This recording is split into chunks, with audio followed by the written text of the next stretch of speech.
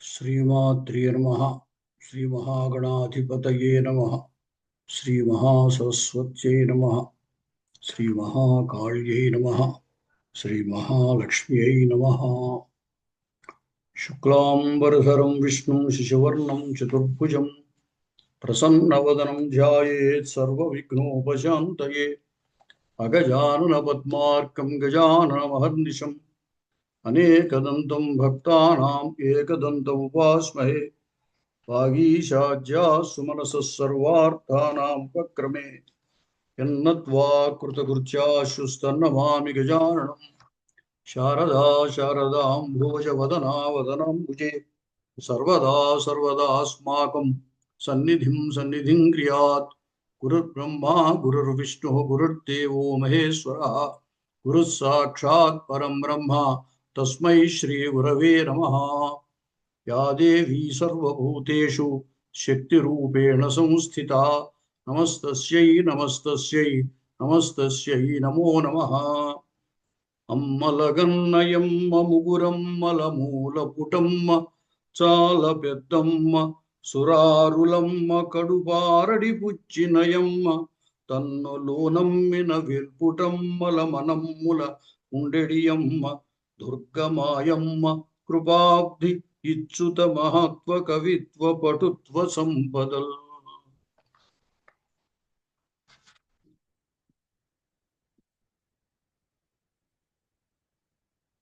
బాలార్కాయుత తేజసాం త్రినయనాం రక్తాంబరోల్లాసినీం నానాలంకృతి రజమానవపుషాం బాలోడురాట్శేఖరాం హస్తైరిక్షుధనుసృణిం సుమశరం పాశం ముదా బిభ్రతీం శ్రీచక్రస్థిత సుందరీం త్రిజగతాం ఆధారభూతాం స్మరేతు. దేవీ భాగవతం నామ పురాణం పరమోత్తమం త్రైలోక్య జననీ సాక్షాత్ గీయతే యత్ర శాశ్వతి. శ్రీమద్భాగవతం యస్తు పఠేద్వా శృణుయాదపి శ్లోకార్థం శ్లోకపాదం వా సయాతి పరమాం గతిం.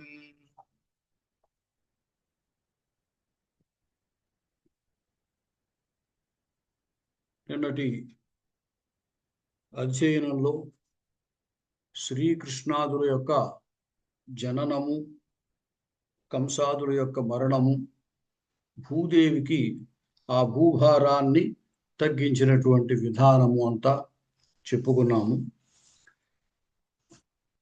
తర్వాత ఋషులందరూ కూడా సూతుల వారిని ప్రశ్నించారు. శ్రీ మహావిష్ణువు ఆయనే వసుదేవుని యొక్క ఇంట శ్రీకృష్ణుడిగా జన్మించాడు. విష్ణువు యొక్క అంశముతోటి జన్మించినటువంటి ఆయన కైలాసానికి వెళ్ళి ఈశ్వరుడి గురించి గొప్ప తపస్సు చేసి పుత్రుణ్ణి అర్థించడం ఏమిటయ్యా? శ్రీకృష్ణుడు స్వయంగా జగత్తు కర్త, జగత్తు పాలన సమర్థకుడు, జగత్తును సంహరింపగలిగినటువంటి శక్తి కూడా గలవాడు కదా. అటువంటిది శ్రీకృష్ణుడు ఈశ్వరుని ప్రార్థించడం ఏమిటి? ఇది చాలా మాకు ఆశ్చర్యకరంగా ఉంది. తర్వాత దీని గురించి వివరించవలసిందే అన్నారు. అంటే అప్పుడు వ్యాసులు వారు అన్నారు, నువ్వు చెప్పింది నిజమేనయ్యా ఆ మాట, అతడు అన్నీ చేయడానికి సమర్థుడే. కానీ మానవ దేహాన్ని ఎప్పుడైతే శ్రీ మహావిష్ణువు మానవ దేహాన్ని ఎప్పుడైతే స్వీకరించాడో మానవుడికి సంబంధించినటువంటి కష్ట సుఖాలు అన్నీ ఉంటాయి. అందువలనే ఆయన ఇతరులను జయించినప్పటికీ అనేక కష్టాలని కూడా, చిన్నతనంలో అనేక కష్టాలు అనుభవించినటువంటి వాడు. చివరిలో కూడా అతడే వ్యాధుని యొక్క బాణానికి శరీరత్యాగం చేసిన వాడు. అతని శరీరత్యాగ అనంతరము అతని భార్యలు వారి చేత, దొంగల చేత అపహరింపబడ్డము, అర్జునుడంతటి వాడు ఏమీ చేయలేక ఉండిపోవడము, ఇవన్నీ జరిగాయి. కాబట్టి ఏవం మానుషదేహేస్మిన్ మానుషం ఖలు చేష్టితం, విష్ణోరంశావతారేస్మిన్ నారాయణమునేస్తథా అంశజే వాసుదేవేత్ర కించిత్రం శివసేవనే. కాబట్టి ఎప్పుడైతే మానవ శరీరాన్ని ధరించాడో, విష్ణువు యొక్క అంశతో జన్మించిన వాడైనా సరే, మానవ అంశతో మానవ శరీరంలో ఎప్పుడైతే ఉన్నాడో అతడు శివుణ్ణి ఆరాధించడంలో తప్పే ఉందయ్యా అన్నాడు. అంతేకాకుండా వీటి విషయం బ్రహ్మ విష్ణు మహేశ్వరులు త్రిమూర్తులు వారందరూ కూడా శక్తికి అధీనంలోనే పనిచేస్తారు అని ఇంతకు ముందే మనం చెప్పుకున్నాం. అకారము బ్రహ్మస్వరూపము. అకారో భగవాన్ బ్రహ్మ, ఉకారస్యాత్ హరిస్వయం, మకారో భగవాన్ రుద్ర, అప్యర్థమాత్రా మహేశ్వరీ.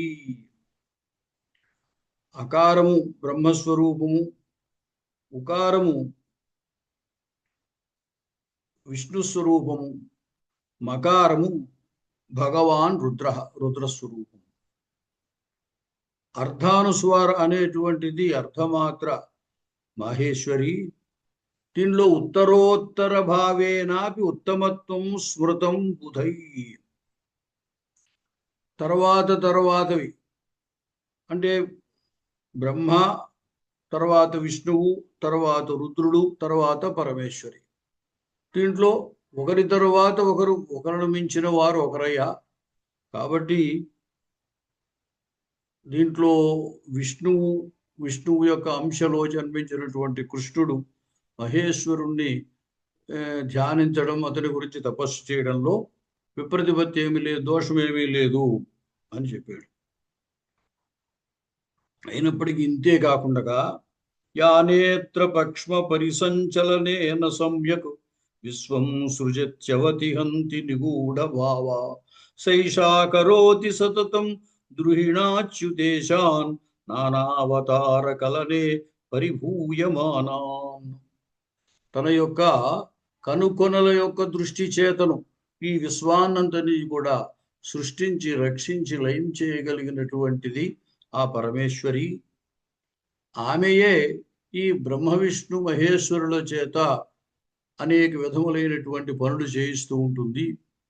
విష్ణువు అనేక అవతారాలు స్వీకరించేడు అంటే దానికి కూడా ఆమెయే కారణము. ఆయా అవతారాల్లో వారు అనేక కష్టాలు పడ్డారు అంటే దానికి కూడా ఆమెయే కారణము.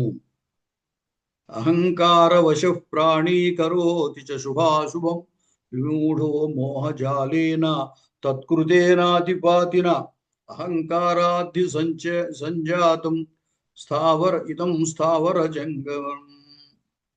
మహదహంకారము మహత్తు, దాని నుండి అహంకారం నుండి సమస్తమైనటువంటి సృష్టి జరిగింది అని చెబుతుంటారు. కాబట్టి ఈ బ్రహ్మాండమంతా కూడా అహంకారం నుండి పుట్టింది. కాబట్టి ఇందులో ఉన్న వాళ్ళందరికీ కూడా అహంకారం ఉంటుంది. ఎందుకంటే కారణధర్మములు కార్యములందు ఉంటాయి కాబట్టి అని చెప్పాడు. మృत्यు యొక్క ధర్మములు కొండయందు ఉంటాయి. యథాన దృశ్యతే జాత మృత్పిండేన వినాఘట కారణేన వినా కార్యం న సంభవతి కర్హిచితు. కారణం లేకుండా ఏ కార్యము పుట్టదు. కారణ ధర్మాలు కార్యమునందుంటాయి. మట్టే లేకపోతే కుండ తయారు చేయడం ఉండదు. మట్టి ఉన్నప్పుడే కుండ ఉంటుంది. మట్టిలో గుణాలే కుండలో కూడా ఉంటాయి. జానీహిత్వం మహారాజా యోగమాయావశే జగతు బ్రహ్మాది స్తంభ పర్యంతం దేవమానుష తిర్యగం. మొత్తం ఈ బ్రహ్మాది స్తంభ పర్యంతము ఉన్నటువంటి ఈ బ్రహ్మాండం అంతా కూడా యోగమాయ యొక్క వశములో ఉంది అనే విషయాన్ని రాజా నువ్వు గ్రహించు అని వ్యాసుల వారు జనమేజయుడితో అన్నాడు. అప్పుడు జనమేజయుడు అంటున్నాడు, మహాదేవి ప్రభావం వై శ్రోతుం కో నాభివాంఛతి యోజనాది జగత్సర్వం తదుత్పన్నం చరాచరం బ్రూహి తచ్చరితం స్వామిన్. ఆ మహాదేవి యొక్క ప్రభావాన్ని వినాలి అని ఎవరికి కోరిక ఉండదు. కాబట్టి నీవు ఆ యోగమాయ మహాదేవి అని చెబుతున్నావు కదా, దాని గురించి మాకు వివరించవలసింది అని రాజు అడిగాడు జనమేజయుడు. అప్పుడు వ్యాసులు వారు చెప్తున్నారు, పురా యుద్ధం అభూద్ఘోరం దేవదానవసేనయో మహిషో నామ రాజేంద్ర చకార తపముత్తమం. ప్రాచీన కాలంలో దేవదానవులకు మహాయుద్ధం జరిగింది. దాంట్లో మహిషుడు అనేటువంటి రాక్షసుడు పైచేయిగా వాళ్ళందరినీ కూడా ఓడించేసేటువంటి పరిస్థితి వచ్చింది. ఆ మహిషుడు అనేటువంటి వాడు గొప్ప తపస్సు చేసి బ్రహ్మ వల్ల వరం పొందాడు. అందువల్ల అతనికి శక్తి వచ్చింది. ఆ తపస్సుకు మెచ్చి బ్రహ్మ నీకేం కావాలో కోరుకో అన్నాడు. అంటే మొట్టమొదటితడు అమరత్వం దేవదేవ వాంఛామి ద్రుహిణ ప్రభో, నాకు అమరత్వం కావాలి అంటే నాకు అసలు మరణం ఉండకూడదు అని కోరాడు. అంటే అది నాయన ఉత్పన్నస్య ధ్రువం మృత్యు ధ్రువం జన్మ మృతస్య చ, పుట్టినవాడు మరణించక తప్పడు, మరణించిన వాడు మళ్ళీ పుట్టక తప్పదు. కాబట్టి నువ్వు మరణము లేకుండా ఉండాలి అని కోరుకోవడం కుదరదయ్యా. మరో కోరికైనా కోరుకో, మరో విధంగా సృష్టి నియమానికి విరుద్ధం కానటువంటి కోరిక కోరుకో అన్నాడు. అప్పుడు ఆ మహిషుడు నా దేవాన్ మానుషాద్ దైత్యాత్ మరణం మే పితామహ పురుషాన్ నచమే మృత్యు యోషా మాం కాహనిష్యతి. అంటే దేవతల వల్ల కానీ, మనుష్యుల వల్ల కానీ, దైత్యుల వల్ల కానీ, సాధారణ పురుషుల వల్ల కానీ నాకు మరణం సంభవించదు. నా యొక్క మరణము స్త్రీ వల్ల కావాలి అన్నాడు. ఎందువలంటే అతనికి ఆ స్త్రీ ఏం చేయగలదు, అంచేత ఎంత బలవంతురాలైతే ఒకటికి స్త్రీలను చంపగలదా అని అనుకున్నాడు. అనుకుని యోషామాం కాహనిష్యతి తస్మాన్ మే మరణం నూనం కామిన్యా కురు పద్మజా. మరణం తప్పదు అన్నావు కాబట్టి నాకు మరణము స్త్రీ వల్ల మరణం వచ్చేటట్టు చూడమన్నాడు. అంటే స్త్రీ ఏమీ తను చేయలేదు అనేటువంటి ధైర్యంతో, అబలా హంతమాం హంతుం కథం శక్తా భవిష్యతి, స్త్రీని అబల అంటాం కదా, ఆ అబల నన్ను చంపడానికి ఎట్లా సమర్థరాలవుతుంది అని స్త్రీ వల్ల మరణాన్ని కోరాడు. బ్రహ్మగారు సరే ఆ విధంగానే కాని అన్నాడు. ఈ వరాన్ని పొందిన తరువాత అతడు చాలా తన బలగర్వంతో, వరము యొక్క బలంతో విజృంభించి దేవతల్ని వాళ్ళని చాలా హింసించాడు, మునుల్ని హింసించాడు అని చెప్తే, అప్పుడు జనమేజయుడు మళ్ళీ అయ్యా ఈ మహిషుడు అనేటువంటి వాడు ఎవడు అసలు అని అడిగాడు. అడిగితే వ్యాసులు వారు వివరిస్తున్నారు. ధనువు అనేటువంటి రాక్షసుడు ఉన్నాడు. అతనికి రంభ కరంభ ఇద్దరు కుమారుడు, రంభుడు కరంభుడు అనుకోవాలనుకోండి. రంభశ్చైవ కరంభశ్చ, వీళ్ళు పుత్రులు. రంభుడు కరంభుడు అని ఇద్దరు పుత్రులు ఉన్నారు. వాళ్ళు కొంతకాలం అయిన తర్వాత వారికి వివాహం జరిగింది, సంతానం లేదు. లేకపోతే వాళ్ళు ఉభయులు కూడా తపస్సు చేశారు. దాంట్లో కరంభుడు అనేవాడు అతనికి జలస్తంభన విద్య వచ్చు, అంచేత నీళ్లలో మునిగి తపస్సు చేశాడనమాట. కరంభుడు అనేటువంటి వాడు పంచాగ్ని మధ్యంలో ఉండి తపస్సు చేశాడు. ఈ విధంగా వాళ్ళు చాలా ఘోరమైనటువంటి తపస్సు చేస్తున్నారు. ఈ తపస్సు చేయడం సంగతి ఇంద్రుడు విన్నాడు. వచ్చి ఇంద్రుడు ఏం చేశాడంటే, ఆ నీళ్లలోకి దిగి, ఈ రంభుడు ఎక్కడైతే తపస్సు చేస్తున్నాడో అక్కడ ఉన్నటువంటి ఆ నీళ్లలోకి దిగి అతని పాదములు పట్టుకుని లాగి చివరికి అతన్ని చంపడం జరిగింది. స్వశీర్షం పావకే హోతుం నిజగానచ తం దుష్టం కరంభం వృత్రసూదన. ఒక మొసలి రూపంలో రంభుడు కరంభుడు కదా, దాంట్లో కరంభుడు నీళ్లలో, కరంభుడమో నీళ్లలో తపస్సు చేస్తున్నాడు, రంభుడమో పంచాగ్ని మధ్యంలో తపస్సు చేస్తున్నాడు. ఈ ఇంద్రుడు మొసలి రూపంలో వచ్చి ఆ కరంభుణ్ణి పట్టుకుని సంహరించాడు. అది తెలిసినటువంటి ఈ రంభుడు తన తపస్సు తీవ్రం చేసి తన శిరస్సుని అగ్నిలో హోమం చేయడానికి సిద్ధపడ్డాడు. స్వశీర్షం పావకే హోతుం ఐచ్ఛత్ ఛిత్వా కరేణ అని ఓ కరంతో తన యొక్క జుట్టు పట్టుకుని ఇంకో చేత్తో ఖడ్గం పట్టుకుని తన శిరస్సును ఖండించి అగ్నిలో హోమం చేయబోయాడు. అప్పుడు ఉక్తశ్చ దైత్యమూర్ఖోసి ఆ అగ్నిహోత్రుడు స్వయముగా ప్రత్యక్షమై, ఏమయ్యా ఇటువంటి పని చేస్తున్నావు, ఇది ఆత్మహత్య చాలా దోషమైంది, కాబట్టి నువ్వు ఇటువంటి పని చెయ్యవద్దు అన్నాడు. ఆ మాట విని ఆ రంభుడు అడిగాడు, తచ్చుత్వా వచనం రంభ పావకస్య సుభాషితం త్రైలోక్య విజయీ పుత్ర స్యాత్న పరబలార్దన. ఇప్పుడు సంతానం కోసం కదా వాడు తపస్సు ప్రారంభించారు. అందుచేత ఈ రంభుడు అడిగాడు, నాకు త్రైలోక్య విజయీ పుత్ర, ముల్లోకాలని జయించేటువంటి పుత్రుడు మాకు కావాలి, గొప్ప బలవంతుడైనటువంటి వాడు కావాలి అని ప్రార్థించాడు. సరే అలాగే అని చెప్పి ఆ అగ్నిహోత్రము వరాన్ని ఇచ్చింది.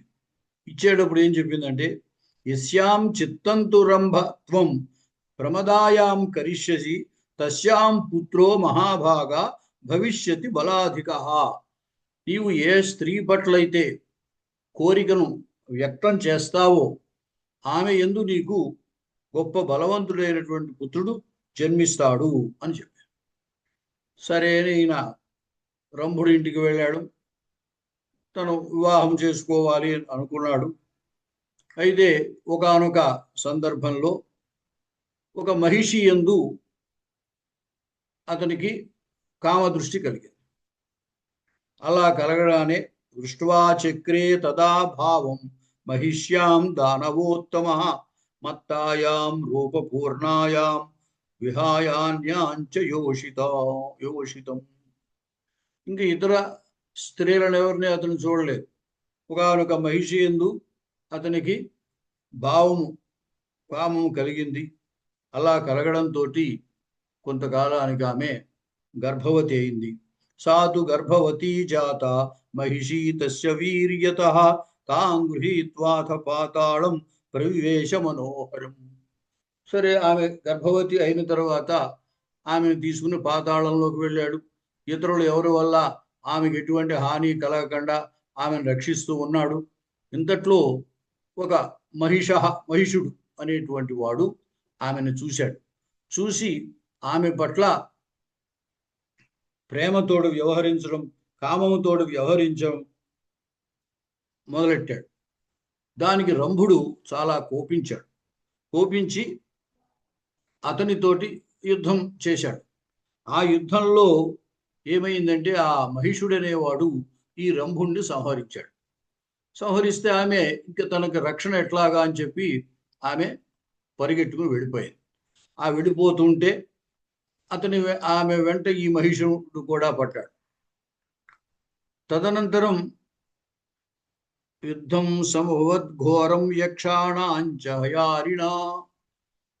ఆ యక్షులు అందరూ కూడా అడ్డగించారు. ఆ యక్షులు ఈ యుద్ధం మృతం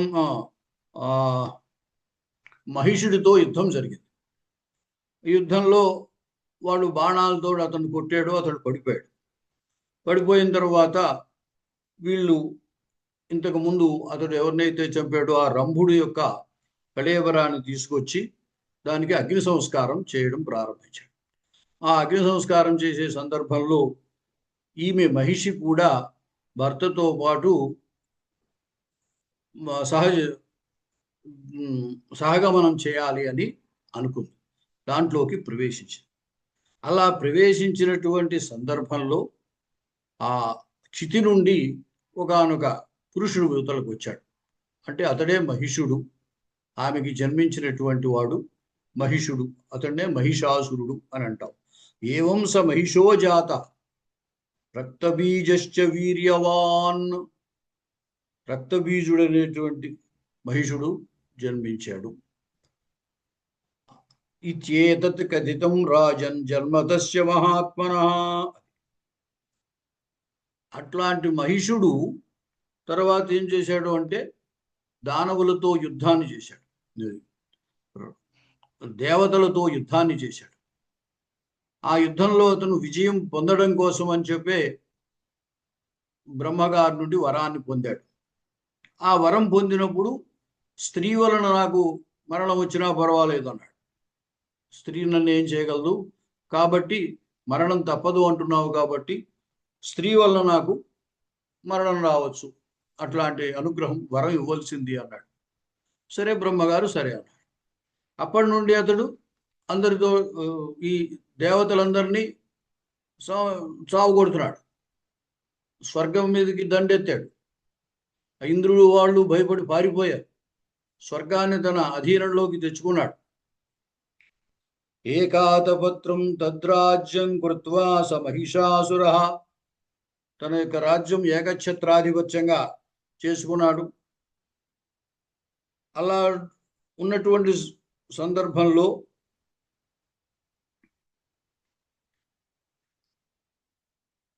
ఈ మహిషుడు ఆ దేవతలందరినీ కూడా తరిమేసి స్వర్గాన్ని కూడా తను ఆక్రమించుకోవడంతో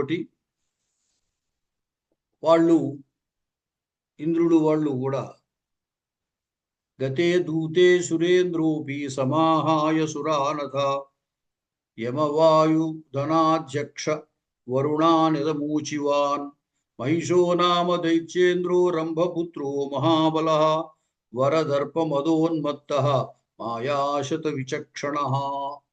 వాడు చాలా బలవంతుడు. మనం ఇప్పుడు ఏం చేయాలి, మన వాళ్ళందరినీ కూడా వాళ్ళు దైత్యులు సంహరిస్తున్నారు, మన స్వర్గాన్ని కూడా వాళ్ళు స్వాధీనం చేసుకున్నారు. ఇటువంటి పరిస్థితుల్లో మనం ఏం చేయాలి అని అనుకున్నాడు.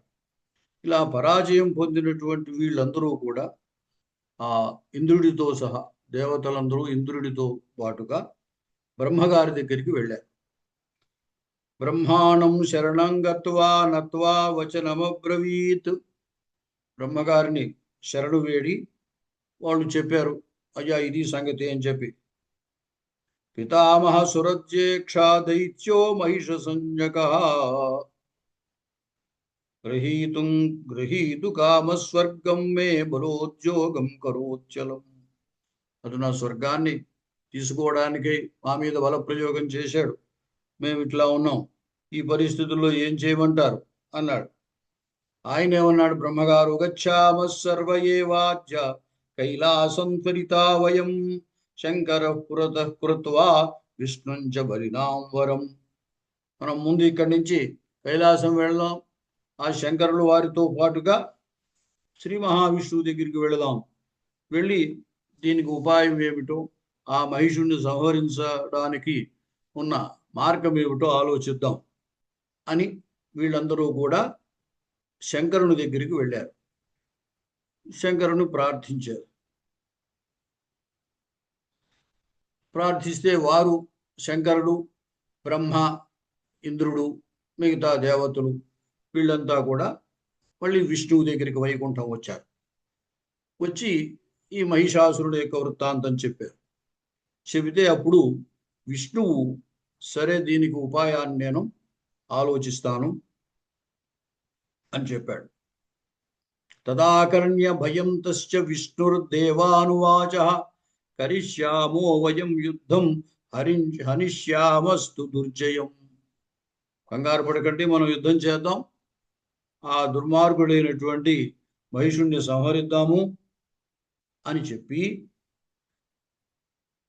ఓ బ్రహ్మ విష్ణు మహేశ్వరులు ఉన్నారు ఇక్కడ, వీళ్ళందరూ కూడా స్వాని స్వాని సమారుహ్య వాహనాని యయుస్సురా. బ్రహ్మగారు తన యొక్క హంసవాహనాన్ని, సరే ఈశ్వరుడు తన మహిష వాహనాన్ని, తరువాత వృషభ వాహనాన్ని, విష్ణువు గరుడ వాహనాన్ని అధిరోహించి, అలాగే ఇతర దేవతలను కూడా మీ వాహనాలతోటి మీరు కూడా రండి అన్నారు. అందరూ బయలుదేరారు. ఈ విషయము దృష్ట్వా వీళ్ళంతా ఈ విధంగా వస్తున్నారు అనేటువంటి విషయం తెలిసి తావత్ దైత్యవలం ప్రాప్తం దృప్తం మహిషపాలితం తత్రాభూతు తుములం యుద్ధం దేవదానవ సైన్యయో. వీళ్ళంతా ఈ మహిషాసురుడు ఉన్న ప్రాంతానికి వచ్చారు. అక్కడ ఈ దేవదానవులకి మహాయుద్ధం జరిగింది. దృష్ట్వాతం దైత్యరాట్ క్రుద్ధో బిడాలాఖ్యం అథాబ్రవీత్. ఈ దైత్యరాట్, ఈ మహిషాసురుడు బిడాలుడు అనేటువంటి వాడితో చెప్పాడు, గచ్చ వీర మహాబాహో జహీంద్రం మదగర్వితం వరుణాదీన్ పరాన్ దేవాన్ హత్వా గచ్చ మమాంతికం. మహిషాసురుడు యొక్క సైన్యంతో ఈ దేవతలంతా యుద్ధం చేస్తున్నారు. దాంట్లో కొంతమంది రాక్షసులు మరణిస్తున్నారు. అప్పుడు ఈ మహిషాసురుడు తన ముఖ్య అనుచరుడైనటువంటి బిడాలుడు అనేటువంటి రాక్షసుడితో చెప్పాడు అన్నమాట. అతడు చాలా గొప్ప బలవంతుడు, నువ్వు వెళ్ళి ఆ ఇంద్రుని సంగతి చూడు అన్నాడు. తచ్చుత్వా వచనం తస్వ బిడాలాఖ్యో మహాబల ఆరుహ్య వారణం మత్తం జగామ త్రిశాధిపం. అతడు ఒక ఏనుగు వాహనం ఎక్కి ఆ ఇంద్రుడితో యుద్ధం చేయడానికి వెళ్ళాడు. వెళ్ళిన తర్వాత తస్మిన్ వినిర్గతే దైత్యే బిడాలాఖ్యేతు మూర్ఛితే. వాళ్ళతో యుద్ధం చేస్తూ ఉన్నాడు. జయంతుడు ఇంద్రుడి యొక్క కొడుకు, అతడు కూడా గొప్ప పరాక్రమవంతుడు. అతడు ఈ బిడాలుణ్ణి గట్టిగా కొట్టాడు. కొట్టేసరికి అతడు మూర్ఛపోయి కింద పడిపోయాడు. అతడు మూర్ఛపోగానే దేవతలందరూ కూడా జయ జయధ్వానాలు చేస్తున్నారు. అవి మహిషాసురుడికి వినిపించి గొప్ప కోపాన్ని కలిగి ఉన్నాడు. వినగానే కోపం వచ్చింది. చుకోప మహిషశ్రుత్వ జయశబ్దం సురైకృతం ప్రేషయామాద తత్రైవ తామ్రం పరమదాపహం. శత్రువుల యొక్క గర్వాన్ని అణిచేటువంటి తామ్రుడు అనేటువంటి రాక్షసుడిని పంపించాడు. తామ్రస్తు భోభిస్సార్థం సమాగమ్య రణాజిరే. అతడు యుద్ధానికి వచ్చాడు. యుద్ధానికి వస్తే వాళ్ళతోటి పెద్ద యుద్ధం, ఘోరమైనటువంటి యుద్ధం జరిగింది. అప్పుడు వాళ్ళ యుద్ధంలో దేవతలది పైచేయిగా ఉంది. దేవతలు ఈ రాక్షసుల్ని సంహరిస్తున్నారు.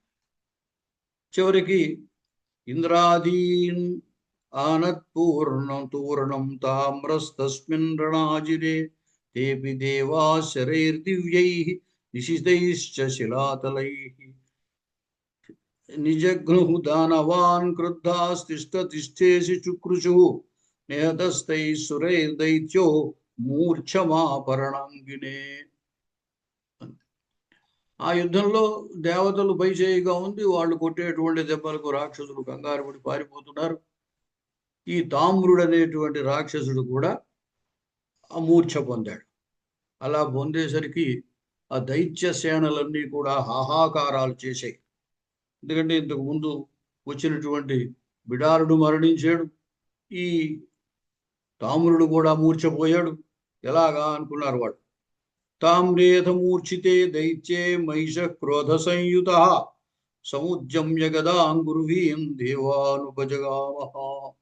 అప్పుడు ఇంకా మహిషుడే గద తీసుకుని తానే స్వయంగా యుద్ధంలోకి వెళ్ళాడు. అప్పుడు వారికి యుద్ధం చాలా విశేషమైనటువంటి యుద్ధం జరిగింది. ఆ యుద్ధంలో చివరికి హరిచక్రాహత సంఖ్యే మూర్ఛామాపసదైత్యరాట్. విష్ణువు వేసినటువంటి చక్రము యొక్క దెబ్బకి దైత్యరాజు అయినటువంటి మహిషుడు మూర్ఛను పొందాడు. అలా పొందినటువంటి వాడు కొద్ది క్షణాల్లోనే మహిష రూపాన్ని విడిచిపెట్టి మానుష రూపం ధరించి వచ్చాడు. ఉత్తస్థౌ చ క్షణాన్నూనం మానుషం వపురా స్థితః తచ్ఛ్రుత్వా భగవాన్ విష్ణు పాంచజన్యం సముజ్వలం. అతడు మానుష రూపంలో వచ్చి గొప్ప మేఘ గంభీరమైనటువంటి నాదాన్ని చేశాడు. ఆ నాదం విన్నటువంటి శ్రీ మహావిష్ణువు తన యొక్క పాంచజన్యాన్ని ఊదాడు. ఆ పాంచజన్యము యొక్క ఆ శంఖము యొక్క ధ్వనికి అందరూ కూడా బభూవుర్ముదిత దేవారుషయశ్చ తపోధనా, ఋషులు దేవతలు అంతా చాలా ఆనందించారు. ఈ దైత్య సైన్యంలో ఉన్న వాళ్ళందరూ కూడా భయత్రస్త, భయంతో కంగారు పడిపోయాడు, భయపడిపోయారు. తదనంతరం అసురాన్ మహిషో దృష్ట్వా విషణ్ణ మనసస్తదా త్యక్త్వా తన్మాహిషం రూపం బభూవ మృగరాడసౌ కృత్వా నాదం మహాఘోరం విస్తార్య చ మహాసటాం పపాత సురసేనాయాం త్రాసయన్ నఖదర్శనై. అప్పుడు మహిషాసురుడు తన యొక్క ఇంతకుముందు స్వీకరించినటువంటి మానుష దేహాన్ని విడిచిపెట్టి సింహస్వరూపాన్ని ధరించాడు. ఆ సింహరూపుడై దేవతల సైన్యం మీద పడ్డాడు. ఆ సింహము యొక్క ప్రతాపానికి దేవతలందరూ కూడా కంగారు పడిపోయారు. అతన్ని నిరోధించేటువంటి శక్తి వీళ్ళ ఎవరి దగ్గర లేకపోయింది. స జఘానరుషా విష్ణో మహిష పరమాద్భుత తతో దేవా సగంధర్వా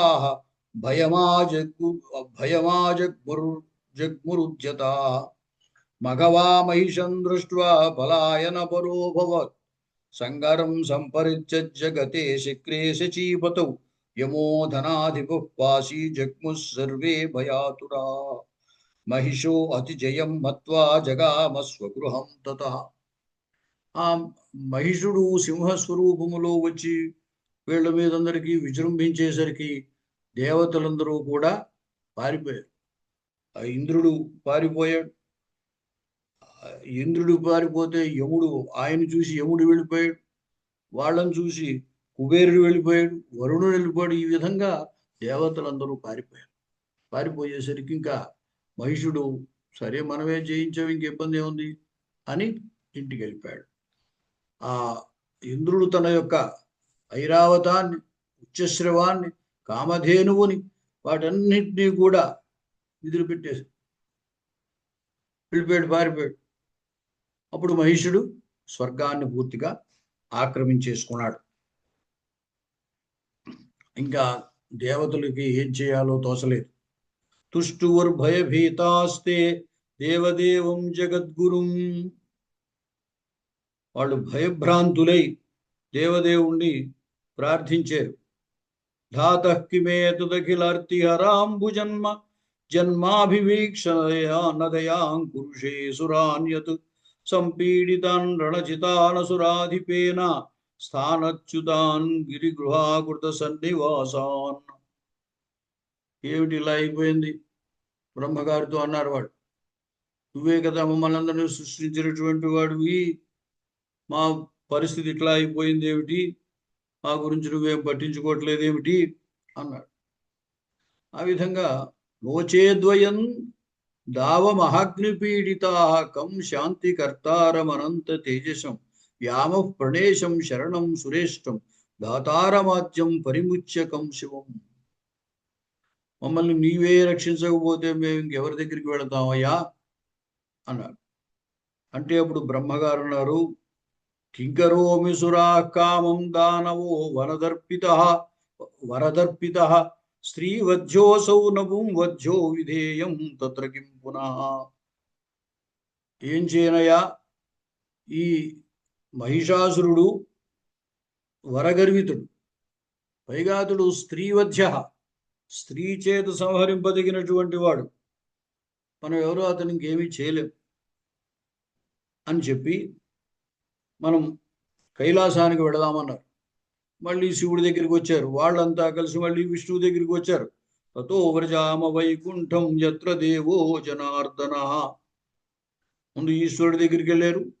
ఈశ్వరుడు సరే ఈ విషయం విష్ణువుతో చెబుదాము అన్నాడు. ఆ విధంగా వీళ్ళందరూ కూడా మిళిత్వా వాసుదేవం వై కర్తవ్యం కార్యచింతనం, అక్కడికి వెళదాము, వెళ్ళి ఆయన్నే అడుగుదాము, వైకుంఠంలో ఉన్న విష్ణువునే దీనికి ఉపాయం ఏమిటో అడుగుదామన్నారు. తరసాదేధ సంప్రాప్య వైకుంఠం విష్ణువల్లభం. ఆ విధంగా వాళ్ళంతా వైకుంఠానికి చేరుకున్నారు. అక్కడ ఉన్నటువంటి వాతావరణం అంతా చాలా మనోరంజకమైనటువంటి వాతావరణం ఉన్నది. హంససారస చక్రాహ్వై పూజద్భి విరాజితం చంపకాశోక కలహార మందార వకుళావృతై మల్లికా తిలకామ్రాతయుతై కురవకాదిభిః కోకిలారావసన్నాదై శిఖండై నృత్యరంజితై. ఈ విధంగా చక్కగా కోకిలారావములతోటి, మయూరముల యొక్క నృత్యములతోటి, చక్కని ఫలవృక్షాలతోటి, చక్కని పూలతో ఉన్నటువంటి వృక్షాలతోటి చాలా వైకుంఠము మనోహరంగా హృదయాహ్లాదకరంగా ఉన్నది. ఉన్న తర్వాత వాళ్ళంతా కూడా విష్ణువుని చూడడానికి వెళ్ళారు. ఆ ద్వారపాలకుడు జయ విజయులు ఉంటారు కదా, వారు వెళ్ళి విష్ణువుకి వీళ్ళందరూ వచ్చారు అని చెప్తే ఆ విష్ణువే వీళ్ళని కలుసుకోవడానికి ఎదురొచ్చాడు అనమాట. తచ్చుత్వా వచనం విష్ణుర్ విజయశ్చరమాపతి నిర్జగామ గృహాత్తూర్ణం సురాన్ సమధికోత్సవ. అంటే వాళ్ళ పట్ల ఉండేటువంటి గౌరవంతో దేవతలంతా వచ్చారు, ఇంద్రుడు వచ్చాడు, ఈశ్వరుడు వచ్చాడు, బ్రహ్మగారు వచ్చారు. అంచేత ఈ విషయం తెలిసిన వెంటనే ఆ విష్ణువు శ్రీ మహావిష్ణువు యువతలకు వచ్చాడు. వచ్చి వారిని కలుసుకున్నాడు. కలుసుకోగానే వాళ్ళందరూ కూడా ఆ విష్ణువుని స్తోత్రం చేశారు. దేవదేవ జగన్నాథ సృష్టి స్థిత్యంతకారక దయా సింధో మహారాజా త్రాహిన శరణాగతాన్.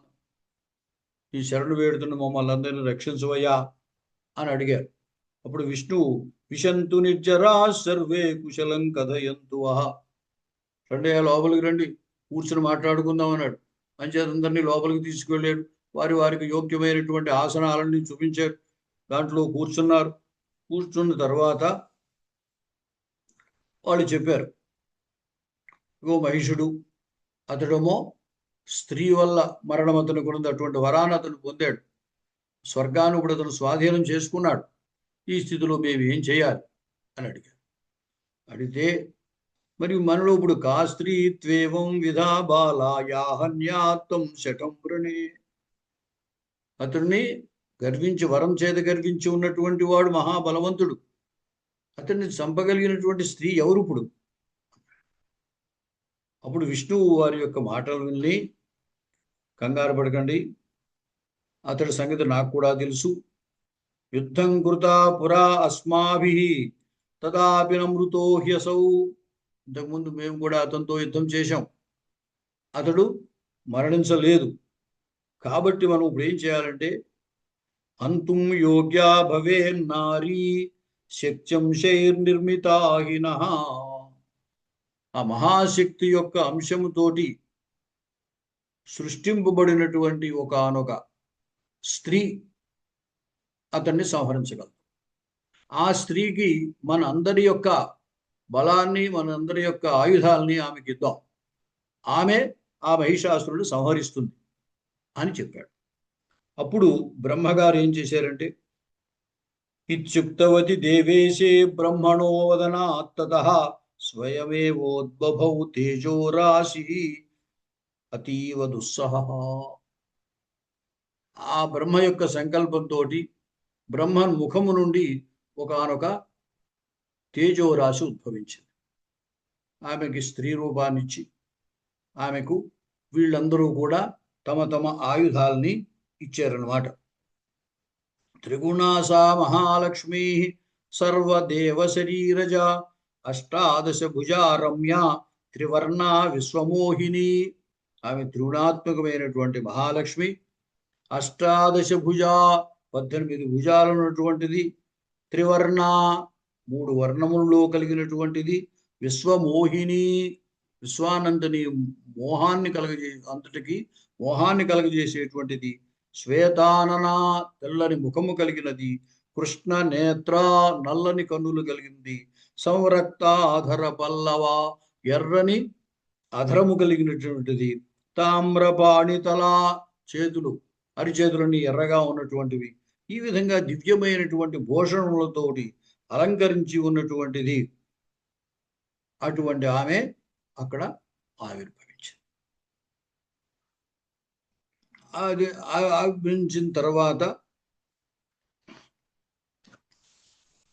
అప్పుడు జనమేజయుడు అడుగుతున్నాడు, కృష్ణదేవ మహాభాగ సర్వజ్ఞముని సత్తమ విస్తరం బ్రూహితస్యాస్త్వం శరీరస్య సముద్భవం ఏకీభూతం చ సర్వేషాం తేజక్యం వా పృథక్ స్థితం. ఆమె యొక్క స్వరూపాన్ని స్పష్టముగా చెప్పవలసింది. సర్వదేవతల యొక్క తేజస్సు ఆమెలో ఉన్నది అని చెప్తున్నావు కదా. ఏ ఏ అవయవములు ఏ ఏ దేవతలలో పొందింది, ఎటువంటి శక్తులు ఆమె స్వీకరించింది, అవన్నీ కూడా చెప్పవలసింది అన్నాడు. అప్పుడు వ్యాసులు వారు వివరిస్తున్నారు. శంకరస్య యత్తేజస్తేన తన్ముఖ పంకజం. శంకరుని యొక్క తేజస్సు వల్ల ఆమె యొక్క ముఖం, అలాగే ఆమె యొక్క కేశములు, యముడి యొక్క తేజస్సుతోటి కేశములు, అగ్ని యొక్క తేజస్సుతోటి కన్నులు, ఈ విధంగా ఆయా దేవతల యొక్క తేజస్సులతోటి ఆమెకు ఆయా అవయవాలన్నీ ఏర్పడ్డాయి. అలా ఏర్పడినటువంటి తర్వాత శ్రీ మహావిష్ణువు ఏమన్నాడంటే, అందరూ కూడా తమ తమ యొక్క ఆయుధాలని కూడా ఆమెకు సమకూర్చండి అన్నాడు.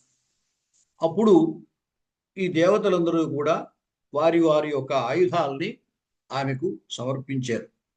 అలా ఇచ్చేసరికి భూషణములతో ఆయుధములతో ఆమె జగత్తుకే ఆశ్చర్యాన్ని కలగజేసేటువంటి స్వరూపముతో వెలుగొందుతూ ఉంది. సాయుధాం భూషణైర్యుక్త్వా సాయుధాం భూషణైర్యుక్తాం దృష్ట్వా తే విస్మయం గతాః తుష్టువుస్తాం సురా దేవీం త్రైలోక్య మోహినీం శివాం. ఆమె యొక్క స్వరూపాన్ని చూసి వీళ్ళందరూ కూడా ఆశ్చర్యపోయారు. ఆశ్చర్యపోయి ఆమెని విధంగా స్తోత్రం చేశారు. నమ శివాయై కళ్యాణై శాంత్యై పుష్ట్యై నమో నమః భగవత్యై నమో దేవ్యై రుద్రాణ్యై సతతం నమః కాళరాజ్యై తథాంబాయై ఇంద్రాణ్యై తే నమో నమః సిద్ధ్యై బుద్ధ్యై తథా వృద్ధ్యై వైష్ణవ్యై తే నమో నమః పృథివ్యాం యా స్థితా పృథివ్యా నజ్ఞాతా పృథివీంచ యా అంతఃస్థితా యమయతి వందే తాం ఈశ్వరీం పరాం. ఆ పరాశక్తి స్వరూపిణి అయినటువంటి ఆమెని దేవతలందరూ కూడా స్తోత్రం చేశారు. చేసిన తర్వాత వాళ్ళందరూ ప్రార్థించారు, అయ్యా ఇగో మహిషాసురుడు, అతడు స్త్రీ వలన కానీ మరణించడు, కాబట్టి మాయావి అయినటువంటి ఆ స్త్రీవధ్యుడైనటువంటి ఆ మహిషాసురుడిని సంహరించి మమ్మల్ని రక్షించవలసింది అని దేవతలు ప్రార్థించారు.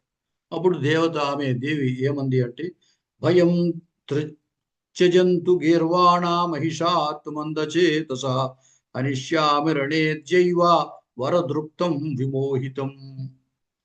ఆ వరం చేత గర్విస్తున్నటువంటి అతన్ని నేను ఈ రోజునే సంహరిస్తాను, మీరేమి కంగారు పడకండి అని చెప్పి వాళ్ళందరికీ అభయాన్ని ఇచ్చి, ఇతి కృత్వా స్మితం దేవి సాట్టహాసం చకార. ఓ పెద్ద అట్టహాసాన్ని చేసింది. ఆ అట్టహాసాన్ని అతడు విన్నాడు.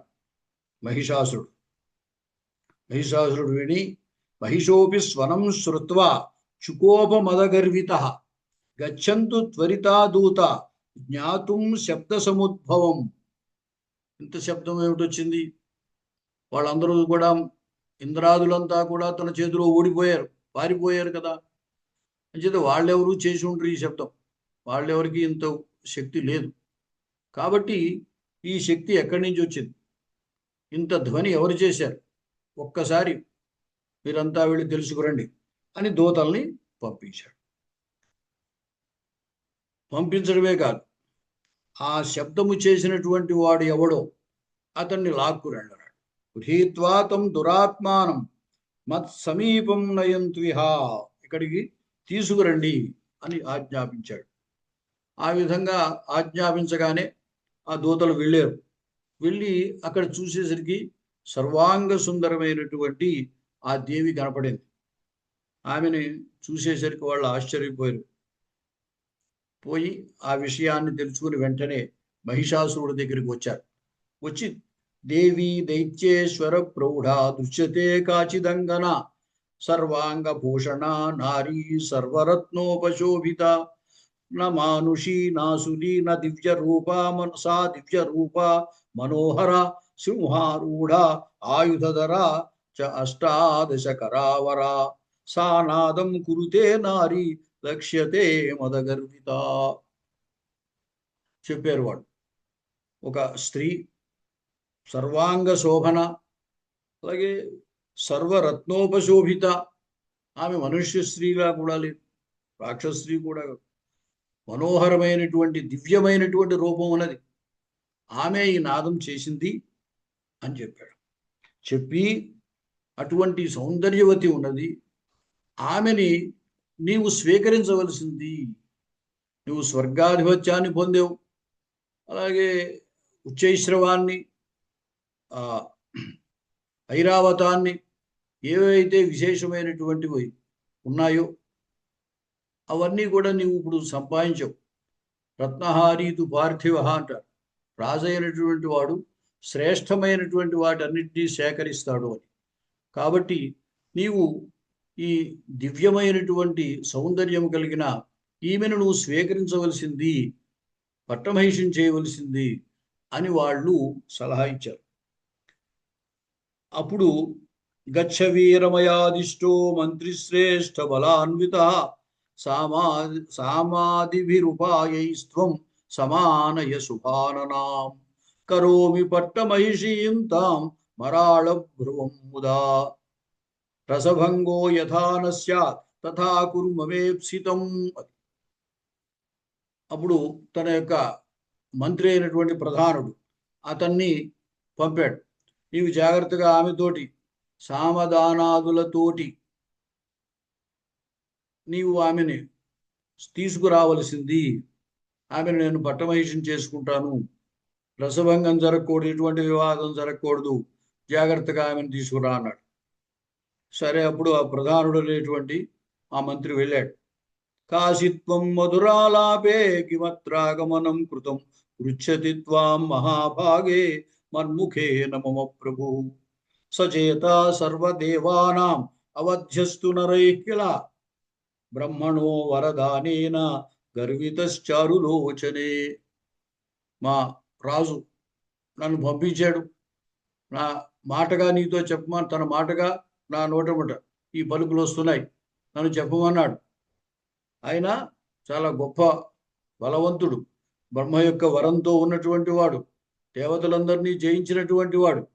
కాబట్టి వశగోసౌ తవాత్యర్థం రూప సంశ్రవణాత్తవ కరభూరు వదాశుత్వం సంవిధేయం మయా తథా.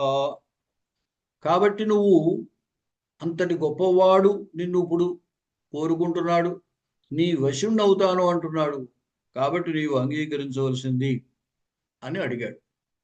అడిగితే అప్పుడు దేవి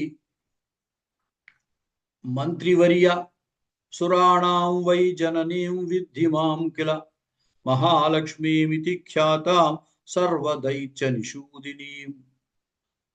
మంత్రివర్యాన్ని సంబోధించింది.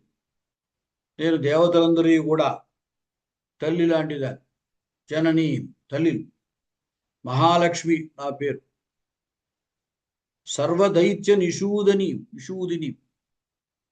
రాక్షసులందరినీ సంహరించేటువంటి దాని నేనే. ఏకాకిని నా సైన్యేన, నాకేమీ సైన్యం లేదు, నేను ఒక్కతినే వచ్చాను, నేనే సంహరిస్తాను. కాబట్టి ఒకవేళ జీవించాలనుకుంటే పాతాళానికి వెళ్ళిపోండి మీరంతా, లేదా నాతో యుద్ధం చేయి. గచ్చతం మహిషం పాపం వదమద్వచనాదిదం గచ్చ పాతాళమధునా దీవితేచ్ఛా జీవితేచ్ఛా యదస్థితే నోచేత్ కృతాగసం దుష్టం హనిష్యామి రణాంగణే. నా మాటగా చెప్పు ఈ రాజుతోటి, ప్రాణాల మీద తీపి ఏమైనా ఉంటే పాతాళంలోకి వెళ్ళి జీవించమని, లేదా నాతో యుద్ధానికి వస్తే నేను సంహరించేస్తాను.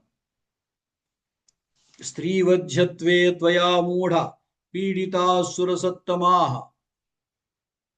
ఆ శ్రీవధ్యుడిని అనేటువంటి గర్వంతో ఆ దేవతలందరినీ కూడా నువ్వు పీడించేవు, కాబట్టే నేను ఇప్పుడు స్త్రీ రూపంలో ధరించి వచ్చాను, స్త్రీ రూపంలో ఉన్నాను, నిన్ను నేను సంహరిస్తాను అని చెప్పిందనమాట. అప్పుడు సరే, ఈ చెప్పినటువంటి మాటల్ని ఆ మంత్రి వెళ్ళి అతనితో చెప్పాడు, మహిషాసురుడితో చెప్పాడు. రాజా అస్మాకం సురరిపు వర్తతే త్వయి భక్తిమాన్ సామమేవ మయా వాచ్యం దానయుక్తం తథా వచః రాజ్యం తవ ధనం సర్వం దాసస్తే మహిషః కిల కురు భావం విశాలాక్షి చక్వా రోషం మృతిప్రదం. మళ్ళీ అతడు ప్రార్థించాడు ఆమెను,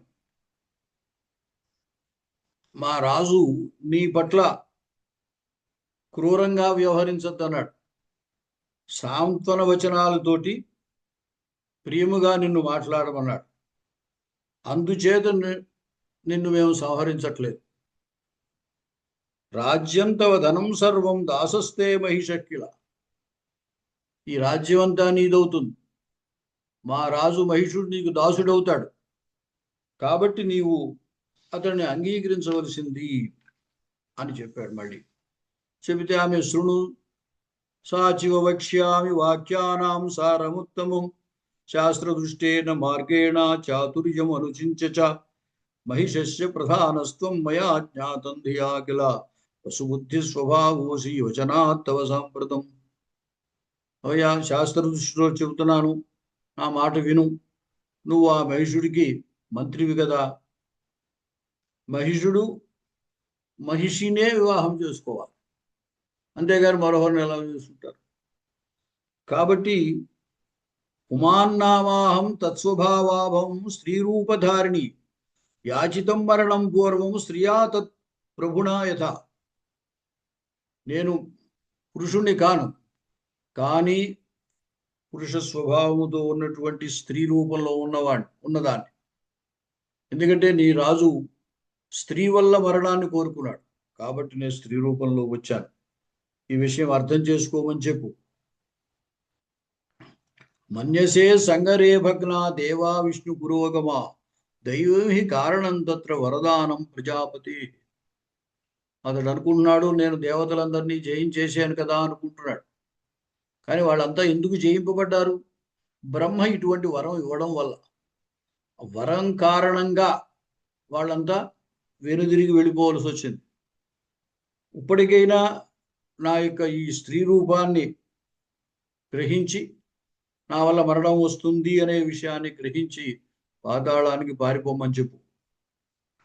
యది మాం సుందరీ హన్యాదహం వా హన్మితాం పునః ఏనకేనాప్యుపాయేన నకుప్యేతు పార్థివక్కిల తస్మాత్ తత్రైవ గత్వాహం బోధయిష్యామి తన్రూపం యథా అధ్యావీతం దేవ్యా యథారుచి కరోతు సహా. ఇలా చెప్పేసరికి ఆ వచ్చినటువంటి ఆ మంత్రి ప్రధానుడు, నేను ఇప్పుడు ఆమెను సంహరించకూడదు, ఎందువల్ల అంటే రాజు ఆ విధమైన ఆజ్ఞ ఇచ్చాడు కాబట్టి సాంత్వన ద్వారా సామదాన ఉపాయముల ద్వారా ఆమెను ఏదో విధంగా తీసుకురా అని చెప్పాడు. ఈమెమో ఈ విధంగా చెబుతోంది, కాబట్టి ఈ విషయాన్ని వెళ్ళి మళ్ళీ రాజుకే విన్నవిస్తాను, అతడు ఏం చెబితే అది చేద్దాము అనుకున్నాడు. అనుకుని మళ్ళీ ఇతడు రాజు దగ్గరికి వెళ్ళాడు. రాజన్ దేవి వరారోహ సింహస్యోపరి సంస్థిత మహిషీ భవరాజ్. నేను ఈ విధంగా చెప్పానయ్యా, రాజుతో అంటున్నాడు అనమాట. ఆవిడ సింహాసనం సింహం మీద ఆరూఢురాలై ఈ విధంగా అంటోంది, నేను ఆమెను ప్రార్థించాను, నువ్వు మా రాజుకి పట్టమహిషిగా కాగలవు, సకల భోగాలు అనుభవిస్తావు, స్వర్గ సుఖాలు అనుభవిస్తావు, త్రైలోక్య విభవాన్ని అనుభవిస్తావు అని నేను చెప్పాను. కానీ ఇది మద్వచనం శ్రుత్వా సా స్మయావేశమోహిత మామువాచ విశాలాక్షి స్మృతపూర్వమిదం వచః. నేను ఈ విధంగా చెప్పినప్పటికీ కూడా ఆమె చిరునవ్వుతోటి నాతోటి ఈ విధంగా అంది. మహిషి మహిషం నాథం సశృంగా శృంగ సంయుతం కురుతే క్రందమానా వై నాహం తత్సదృశీ శఠ. శిష్యుడా, మహిషము మహిషినే వివాహం చేసుకోవాలి. అటువంటిది నేను ఎట్లా వివాహం చేసుకుంటున్నాడయ్యా? కరిష్యేహం హృదే యుద్ధం హనిష్యే త్వాం సురాప్రియం. నిన్ను, దేవతలను ద్వేషించేటువంటి నిన్ను ఈ యుద్ధంలో సంహరిస్తాను. నీవు ఒకవేళ జీవితేచ్ఛ కనుక ఉన్నట్టయితే పాతాళంలోకి వెళ్ళి జీవించు. ఈ విధంగా ఆమె చెప్పింది. పరుషంతు తయా వాక్యమిత్యుక్తం నృపమత్తయా. ఈ విధంగా ఆమె పరుషమైన వాక్యం పలికిందయా అని రాజుతో చెప్పాడు. కార్యేస్మిన్ త్వం ప్రమాణం నో మంత్రోతీవ దురాసదః యుద్ధం పలాయనం శ్రేయః నజానేహం వినిశ్చయం. ఇప్పుడు మనం ఆమెతోటి యుద్ధం చేయాలా లేదా యుద్ధం చేయకుండా పారిపోవాలా, ఏది మంచి పని అనేది మీరే నిర్ణయించండి అని రాజుతో అన్నాడు. అప్పుడు రాజు మంత్రిణ కించ కర్తవ్యం విశ్రబ్ధం బ్రూతమాచిరం. ఆ మంత్రులందరినీ పిలిచి, ఈ సందర్భంలో మనం ఇప్పుడు ఏం చేయాలి, ఈ పరిస్థితుల్లో ఏం చేస్తే మంచిది మనకి, మీరంతా చెప్పవలసింది అని అడిగాడు. అప్పుడు దాంట్లో విరూపాక్షుడు అనేటువంటి అతడు, రాజన్ నారీవరాకేయం సా బ్రూతే మదగర్విత కో విభేతి స్త్రియో వాక్యై దురుక్తై రణదుర్మదై. రాజా, ఈమెదో చాలా గర్వంతో ఆ విధంగా మాట్లాడుతోంది, ఆమె మాటలు లెక్క చేస్తాడేమిటయ్యా? ఈమె మాటలకు భయపడేవాడెవడు? కాబట్టి నేనే వెళతాను, వెళ్ళి ఆమెను సంహరించి తీసుకొస్తాను, లేదా బలంగానైనా సరే ఆమె ప్రాణాలతో తీసుకొస్తాను అన్నాడు. ఆ విరూపాక్షుని యొక్క మాట విని దుర్ధరుడు అనేవాడు అతడు ఇంకో విధంగా చెప్పాడు. మమ ఆమె వచనం శ్లక్షం శ్రోతవ్యం ధీమతా త్వయా భేషయిత్వా అవరోరోహ త్వాం వశే కర్తుమిచ్చతి. ఈమెం చేయలేదయా, కేవలం ఏదో మన్ని భయపెట్టడానికి ఈవిడ అట్లా మాట్లాడుతోంది. కాబట్టి గత్వా మయా అధునైవ ఇయం కింకరీవ సదైవతే కర్తవ్యా వశవర్తిని. కాబట్టి నీకు వశం చేసేటట్టుగా నేను చేస్తా, వశమయ్యేటట్టుగా నేను చేస్తా. ఇప్పుడే నేను వెళ్ళి ఆమెను నీకు వశపరుస్తాను అని అతడు చెప్పాడు. ఆ వాక్యం విని మరొకడు తామ్రుడైనటువంటి వాడు అతడు ఏమన్నాడంటే, ఇప్పుడు ప్రస్తుతం మనకు సమయం కొంచెం చెడ్డకాలం నడుస్తున్నట్టుగా అనిపిస్తోంది. విపరీతమిదం మన్యే సర్వం కాలకృతం నృప స్వప్నాన్ని దుర్నిమిత్తాని మయా దృష్టాని వైదిశి. రాత్రి నాకు దుర్నిమిత్తము లేనటువంటి చెడ్డ ఫలాన్ని ఇచ్చేటువంటి స్వప్నాలు వచ్చాయి. కాబట్టి ఈ సందర్భంలో దృష్టా స్వప్నే ప్యుషకాలే చింతితవ్యస్తదత్యయః. చెడు స్వప్నాలు పైగా తెల్లవారుజామున వచ్చాయి. కాబట్టి ఈ విషయం కొంచెం జాగ్రత్తగా ఆలోచించి చేయవలసింది. ఎందువల్ల అంటే నైషాస్తి మానుషి నోవా గంధర్వీ నథా ఆసురి. ఈమె మనుష్య స్త్రీ కాదు, గంధర్వ స్త్రీ కాదు, అసుర స్త్రీ, రాక్షస స్త్రీ కూడా కాదు. అవలంబ్య ధియాధైర్యం స్థాతవ్యం విచక్షణై జీవితం మరణం పుంసాం దైవాధీనం నరాధిప కోపి నైవాన్యథా కర్తుం సమర్థో భువనత్రయే. చాలా ఆలోచించాలి. యుద్ధంలో దైవాధీనం, జయావిజయాలు ఎవరు జయం పొందుతారు, ఎవరు అపజయం పొందుతారు అనేది మనం చెప్పలేం. కాబట్టి చాలా ఆలోచించి చెయ్యాలి అని అతను చెప్పాడు. అప్పుడు మహిషుడు గచ్చతామ్ర మహాభాగ యుద్ధాయ కృత నిశ్చయ తామానయ వరారోహాన్ జిత్వా ధర్మేణ మానిని. తామ్రుని పంపాడు, నువ్వు వెళ్ళి ఆమెను జయించి ఆమెను తీసుకురా అని పంపాడు. అయితే ఇంకా రాజు చెప్పినటువంటి మాట ప్రకారంగా ఆ తామ్రుడు ఆమెతో యుద్ధం చేయడానికి వెళ్ళాడు. వెళ్ళి ముందు వినయముగా తామువాచ వినీత సన్ వాక్యం మధురయా గిర సామభావం సమాశ్రిత్య వినయావనత స్థిత. సాంత్వనం వచనాలతోటి, శాంతి వచనాలతోటి చెప్పాడు. దేవి దైత్యేశ్వర శృంగి త్వద్రూప గుణమోహిత స్పృహాంకరోతి మహిష తత్పాణి గ్రహణాయ చ. నీ పట్ల ఆ రాజు కోరికతో ఉన్నాడు, నిన్ను వివాహం చేసుకుంటాడు, కాబట్టి నీవు అంగీకరించవలసింది. వివాహం చేసుకుని నువ్వు పట్టమహిషి అవుతావు. త్వం పట్టమహిషీ రాజ్ఞ సర్వథా నాత్ర సంశయ వచనం కురు మే దేవి ప్రాప్స్యసే సుఖముత్తమం. నువ్వు చాలా సుఖాన్ని పొందగలుగుతావు, నా మాట విను, నువ్వు పట్టమహిషి అవుతావు. నీ యొక్క పిల్లలు కూడా పుత్రస్తే భవితాకాంత సోపి రాజా భవిష్యతి. ఈ కలగబోయే సంతానం పుత్రుడు కూడా రాజవుతాడు అని ఈ విధంగా అతడు చెప్పాడు. చెబితే తన్నిశమ్య వచస్తస్య తామ్రస్య జగదంబిక మేఘ గంభీరయా వాచ అసంతి తమువాచ. చిరునవ్వుతోటి మేఘ గంభీరమైనటువంటి వాక్కు ధ్వనితోటి ఆమె విధంగా పలికింది. గచ్చ తామ్ర పతిం బ్రూహి ముమూర్షుం మందచేతసం మహిషం చాతి కామార్తం మూఢం జ్ఞాన వివర్జితం.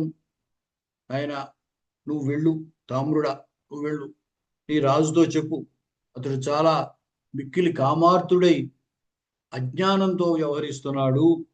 ఎందువలంటే యథాతే మహిషీ మాత ప్రౌఢా యవసభక్షిణి నాహం తథా శృంగవతి లంబపుచ్చా మహోదరి. నీ తల్లి మహిషుడు యొక్క తల్లి మహిషి అవుతుంది. ఆ మహిషి గడ్డి తిని జీవించింది. అలా అటువంటి వ్యక్తిని కాను నేను, అటువంటి స్త్రీని నేను కాను. కాబట్టి నా కామయేహం దేవేశం నైవ విష్ణుం నశంకర్. అసలు నేను ఎవరిని కోరుకోను, ఎవరితోటి నాకు వివాహం ఉండదు. నేను ఆది పరాశక్తి స్వరూపిణి. కాబట్టి బ్రహ్మ విష్ణు మహేశ్వరులంతటి వాళ్ళు కూడా నా అధీనంలో ఉంటారు. నేను ఎవరిని పురుషుణ్ణి స్వీకరించను. నాహం పతిం వరా నారి వర్తతే మే పతి ప్రభు. అది కాబట్టి సర్వజ్ఞ సర్వగ సాక్షి పూర్ణాశయ శివ సర్వావాస క్షమశాంత సర్వదృక్ సర్వభావన తం త్యక్త్వా మహిషం మందం కథం సేవితుముత్సహే. ఈశ్వరుడు ఆయన చాలా సర్వకర్త, సర్వసాక్షి, నిరాలంబ, సర్వజ్ఞ, సర్వగ, సాక్షి, పూర్ణాశయ అటువంటి వాడు శివుడు. అతన్ని వదిలిపెట్టి ఈ మహిషుని ఎలా స్వీకరిస్తాను? అసలు నేను ఎవరిని కూడా స్వీకరించను అని చెప్పింది. చెబితే ఇత్యుక్త్వా సా తదా దేవి జగర్జ భృశమద్భుతం. ఒక్కసారిగా గట్టిగా గర్జించింది. ఆ గర్జించేసరికి ఆ తామ్రుడు భయపడిపోయాడు. తామ్ర శ్రుత్వాచ తం శబ్దం భయత్రస్తమనాదదా పలాయనం తతః కృత్వా జగామ మహిషాంతికం. వాడు పరిగెట్టి వెళ్ళిపోయి మహిషాసురుడి దగ్గరికి వెళ్ళిపోయాడు. సరే అక్కడ విషయం చెప్పాడు. వాడిని చూడగానే అర్థమైపోయింది మహిషుడికి. అప్పుడు మహిషుడు మళ్ళీ తన యొక్క మంత్రులతోటి ఆలోచించాడు. యా యోషాత్ర సమాయాత ప్రబలా దేవ నిర్మిత ఏకాకిని నిరాలంబ కారణం తద్విచించతాం యుద్ధం ప్రార్థయతే బాలా కిమాశ్చర్యమతః పరం. ఈమె స్త్రీ ఒంటరిగా వచ్చింది, పైగా యుద్ధం కావాలని కోరుతోంది. చేస్తే యుద్ధం చేయమని, లేకపోతే పారిపోయి పాతాళంలో ఉండండి అంటోంది. దీనికి కారణం ఏమిటి? దీన్ని ఆలోచించాలి. విచించాజ్య ధియా సర్వం కర్తవ్యం కావ్యమాదరాత్. ఈరోజు దాని గురించి బాగా ఇప్పుడే ఆలోచించి ఏం చేయాలో మీరంతా చెప్పండి అన్నాడు. అప్పుడు బిడాలాఖ్య ఇది రాజ్ఞో వచ శ్రుత్వా హేతుగర్భం మహాయశాః బిడాలాఖ్యో మహారాజా ఇత్యువాచ కృతాంజలి. బిడారుడనేవాడు ఈ విధంగా చెప్పాడు. రాజన్ ఏషా విశాలాక్షి జ్ఞాతవ్యా యత్నతో పునః. నీ యొక్క మరణము స్త్రీ వల్ల అనే విషయం తెలుసుకొనే ఈమె ఈ విధంగా వచ్చింది. దేవతలందరి చేత ఈమె పంపబడింది, అందుకే ఈమె యుద్ధానికి మన పిలుస్తోంది. కాబట్టి ఈ విషయాన్ని మనం జాగ్రత్తగా ఆలోచించాలి అని బిడారుడు అనేవాడు చెప్పాడు. తర్వాత దుర్ముడు కూడా రాజన్ యుద్ధే జయో నో అద్య భవితా వేద్మ్యహం కిల పలాయనం న కర్తవ్యం యశోహానికరం రుణాం. మనం యుద్ధమే చేద్దాం, ఒకవేళ యుద్ధంలో ఓడిపోతే ఓడిపోతాం, అంతే తప్ప పలాయనం మాత్రం మనం చేయొద్దు. అది మన అపకీర్తిని కలగజేసేటువంటిది. యుద్ధంలో మనం ఒకవేళ మరణించినప్పటికీ కీర్తి కలుగుతుంది. పలాయనే యశోహాని మరణంచ ఆయుషక్షయే తస్మాత్ శోకో న కర్తవ్య జీవితే మరణే వృథా. జీవించి ఉన్నా మరణించి ఉన్నా మనం పాలిపోయి జీవించి ఉన్నందువల్ల మనకి అపకీర్తి కలుగుతుంది. యుద్ధం చేసి ఒకవేళ మరణిస్తామో ఆయుర్దాయం లేదు, మరణించేమనుకోండి, అంతే తప్ప పలాయనం మాత్రం మంచిది కాదు అన్నాడు. ఆ మాట విన్న తర్వాత భాస్కరుడు అనేటువంటి వాడు, రాజన్ చింతా నకర్తవ్య కార్యేస్మిన్ కాతర ప్రియే అహమేకో హనిష్యామి చండీం చంచలలోచన. దీని గురించి ఇంతలా మనం ఆలోచించాల్సిన అవసరం లేదు. ఇంతమంది ఊరికే ఇట్లా ఆలోచిస్తున్నారు. నేను ఒక్కడిని చాలు ఆమెను సంహరించడానికి, నేను ఇప్పుడే వెళ్ళి మీరు అనుజ్ఞయిస్తే ఇప్పుడే సంహరిస్తాను అన్నాడు. అనేసరికి భవతా తృణగంతవ్యం సంగ్రామే ప్యనయాసమం పశ్య బాహుబలం మేత్య విహరస్వ యథాసుఖం. ఈ వరకు ఎందుకయ్యా, నువ్వు వెళ్ళక్కర్లేదు, నేను ఒక్కడిని వెళ్ళి ఆమెను సంహరిస్తాను, ఈరోజే నా బలం ఏమిటో మీకు చూపిస్తాను అన్నాడు. మహిషోహం